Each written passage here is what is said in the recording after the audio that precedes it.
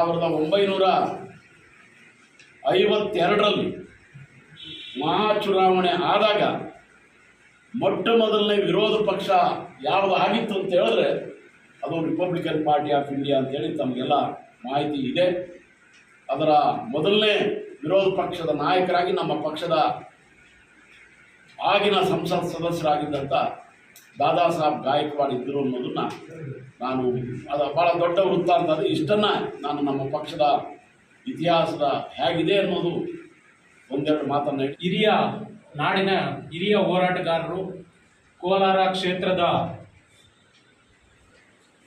ಕ್ಷೇತ್ರದಲ್ಲೇ ಇರ್ತಕ್ಕಂಥ ಒಬ್ಬ ಹಿರಿಯ ಹೋರಾಟಗಾರರಾದ ಡಾಕ್ಟರ್ ಎಂ ವೆಂಕಟಸ್ವಾಮಿಯವರು ಕೋಲಾರ ಲೋಕಸಭಾ ಕ್ಷೇತ್ರದ RPI ಪಕ್ಷದ ಬೆಂಬಲಿತ ಸ್ವತಂತ್ರ ಅಭ್ಯರ್ಥಿಯಾಗಿ ಕಣದಲ್ಲಿರುವ ಇವರು ದೇಶದಲ್ಲಿ ಯಾರೂ ಸಹ ವಿದ್ಯಾವಂಚಿತರಾಗಬಾರದು ಎಂದು ಯುವಕರ ಪರವಾಗಿ ಉದ್ಯೋಗ, ವಿದ್ಯೆ, ನೀರು, ಆರೋಗ್ಯ ವಿಚಾರವಾಗಿ ಸತತ ಹೋರಾಟ ಮಾಡಿಕೊಂಡು ಬಂದಿರುವ ನಮಗೆ ಅಂದರೆ 16ನೇ ನಂಬರ್ ಹೊಲಿಗೆ ಯಂತ್ರದ ಚಿಹ್ನೆಗೆ ತಮ್ಮ ಅಮೂಲ್ಯವಾದ ಮತವನ್ನು ನೀಡಿ ಎಂದು ಡಾಕ್ಟರ್ ಎಂ ವೆಂಕಟಸ್ವಾಮಿಯವರು ಮನವಿ ಮಾಡಿದ್ದಾರೆ. ಸಂದರ್ಭದಲ್ಲಿ GC ವೆಂಕಟರಮಣಪ್ಪ, ಕೃಷ್ಣಮೂರ್ತಿ, ವಿಜಯಕುಮಾರ್, ಮುನ್ನಾಂಜಪ್ಪ, ನಂಜಪ್ಪ, ಮುನರತ್ನಮ್ಮ ಹಾಜರಿದ್ದರು. ವಿಶೇಷವಾಗಿ ಕಾಂಗ್ರೆಸ್ ಪಕ್ಷ ಈ ಷಡ್ಯಂತ್ರದ ಬಹಳ ದೊಡ್ಡ ಪಾತ್ರ ವಹಿಸಿ ರಿಪಬ್ಲಿಕನ್ ಪಾರ್ಟಿ ಆಫ್ ಇಂಡಿಯಾ ಯಾವುದೇ ಕಾರಣಕ್ಕೂ ಈ ದೇಶದಲ್ಲಿ ತಲೆ ಎತ್ತಬಾರದು ಅನ್ನೋ ರೀತಿಯ ಷಡ್ಯಂತ್ರ ನಡೆಸಿ ಇವತ್ತು ಕೂಡ ಅದಕ್ಕೆ ಹಿನ್ನಡೆ ಆಗ್ತಕ್ಕಂಥ ಎಲ್ಲ ಪ್ರಯತ್ನಗಳನ್ನು ಕಾಂಗ್ರೆಸ್ ಪಕ್ಷ ಮಾಡ್ತಾ ಇದೆ. ಅದಕ್ಕೆ ಜೀವಂತ ಉದಾಹರಣೆಯಾಗಿ AICC ರಾಷ್ಟ್ರೀಯ ಅಧ್ಯಕ್ಷರಾಗಿರ್ತಕ್ಕಂಥ ಮಾನ್ಯ ಮಲ್ಲಿಕಾರ್ಜುನ್ ಖರ್ಗೆಯವರು ಇದೇ ಪಕ್ಷದ ಪ್ರಾಥಮಿಕ ಸದಸ್ಯರಾಗಿ, ಹೋರಾಟಗಾರರಾಗಿ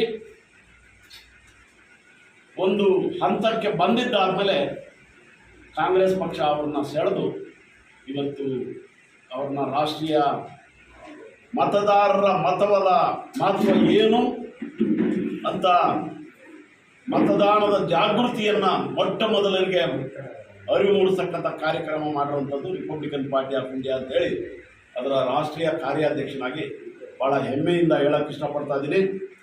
2009ರಲ್ಲಿ ನಾನೇ ಅಭ್ಯರ್ಥಿಯಾಗಿ ಸ್ಪರ್ಧೆ ಮಾಡಿದ್ದೆ, ರಿಪಬ್ಲಿಕನ್ ಪಾರ್ಟಿ ಆಫ್ ಇಂಡಿಯಾದ ಅಭ್ಯರ್ಥಿಯಾಗಿ. ಈಗ ನಮ್ಮ ಪಕ್ಷದ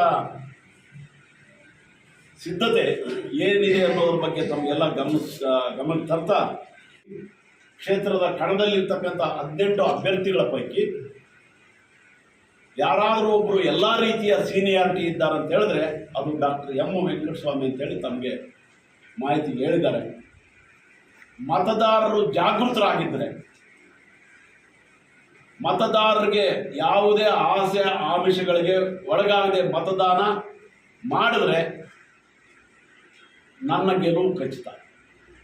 ಇವತ್ತಿನ ಈ ಕ್ಷೇತ್ರದಲ್ಲಿ ಆಗಿರ್ತಕ್ಕಂಥ ಅಭಿವೃದ್ಧಿ ಏನು ಅನ್ನೋದನ್ನು ಮತದಾರರೇ ಹೇಳ್ತಾ ಇದ್ದಾರೆ.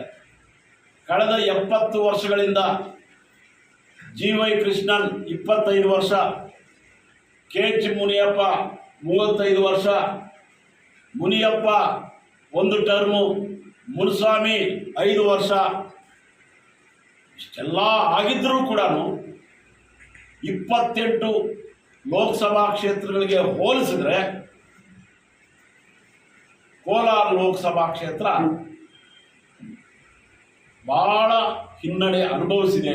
ಹೀಗಾಗಿ ನನ್ನಂಥ ಹೋರಾಟಗಾರನೊಬ್ಬ ಸಂಸತ್ ಸದಸ್ಯನಾದರೆ ಅವರು 70 ವರ್ಷಗಳಲ್ಲಿ ಮಾಡದೇ ಇರತಕ್ಕಂಥ ಅಭಿವೃದ್ಧಿ ಕೆಲಸಗಳಿಗೆ ಚಾಲನೆ ಕೊಡ್ತಕ್ಕಂಥ ಕೆಲಸ ನಾನು ಮಾಡ್ತೀನಿ ಅಂತೇಳಿ ಈ ಮೂಲಕ ಅಭ್ಯರ್ಥಿಯಾಗಿ ಘೋಷಣೆ ಮಾಡ್ತಾ ಇದ್ದೀನಿ.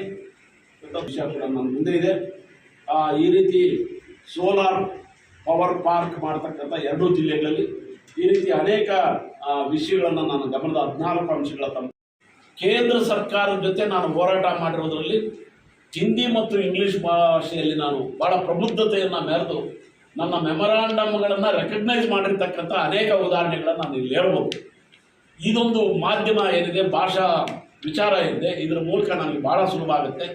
ನಿಮಗೆ ಅದೇ ಈ ಹಿಂದಿನ ಯಾವುದೇ MP ನೋಡ್ರಿ, ಆ ಭಾಷಾ ಪರಿಣಿತಿ ಒಂದು ಗೊಂದಲ ಸೃಷ್ಟಿ ಆಗೋಯ್ತು. ಉಪಜಾತಿಗಳ ಹೆಸರಲ್ಲಿ ಒಂದು ದೊಡ್ಡ ರಾಜಕೀಯ ಗೊಂದಲ ಸೃಷ್ಟಿಯಾಗಿ ಒಂದು ದೊಡ್ಡ ಶೂನ್ಯತೆ ಆವರಿಸಿದೆ. ಇವತ್ತು ಕೂಡ 18 ಅಭ್ಯರ್ಥಿಗಳು ಕಣದಲ್ಲಿರ್ತಕ್ಕಂಥವರು ಯಾರು ನಮ್ಗೆ ಓಟ್ ಹಾಕ್ತಾರೆ, ಯಾರು ಓಟ್ ಹಾಕಲ್ಲ ಅನ್ನೋ ಪರಿಸ್ಥಿತಿಯಲ್ಲಿ ಇರುವಂಥ ಸಂದರ್ಭದಲ್ಲಿ ಅದರ ಬಳಕೆ, ಅದರ ಸದ್ಬಳಕೆ ನನ್ನಂಥ ಹೋರಾಟಗಾರನಿಗಾದರೆ ನಾನು ಸಂಸತ್ ಸದಸ್ಯನಾಗೋದ್ರಲ್ಲಿ ಏನೂ ಅನುಮಾನ ಇಲ್ಲ. ಲೆಫ್ಟ್ ಆಗಲಿ, ರೈಟ್ ಆಗಲಿ, ಸ್ಪೃಶ್ಯರಾಗಲಿ, ಅಸ್ಪೃಶ್ಯರಾಗಲಿ, ಈ ಶಬ್ದ ಬಳಕೆ ಇದೆ ರಾಜಕೀಯ ಪಕ್ಷಗಳಿಂದ. ಇದಕ್ಕಿಂತ ದೊಡ್ಡ ಮೋಸ ಮತ್ತೊಂದಲ್ಲ.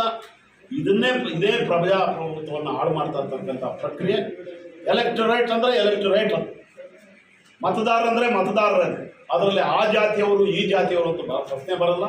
ಮೀಸಲು ಕ್ಷೇತ್ರದಿಂದ ಇರ್ತಕ್ಕಂಥದ್ದು ಕ್ಷೇತ್ರ ಆದ್ದರಿಂದ ನಾನು ಮೀಸಲು ಕ್ಷೇತ್ರದ ಅಭ್ಯರ್ಥಿಯಾಗೋದಕ್ಕೆ ನಾನು ಅರ್ಹತೆ ಇರುವಂಥ ಎಲ್ಲ ಜಾತಿ ಜನಾಂಗದವರನ್ನು ಒಳಗೊಂಡಂತೆ ಮತ ನನಗೆ ಕೊಡಬೇಕು ಅಂತೇಳಿ ವಿನಂತಿ ಮಾಡ್ತಾರೆ. ಹಾಗಾಗಿ